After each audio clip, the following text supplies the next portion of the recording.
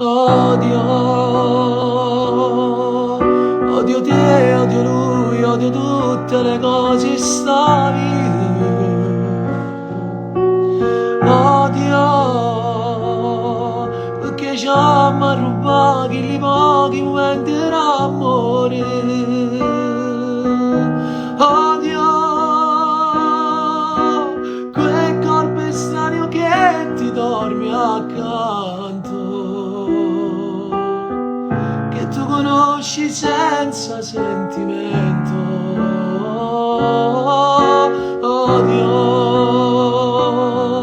quando tu stai con me, quando scade il mio tempo d'amore. Odio,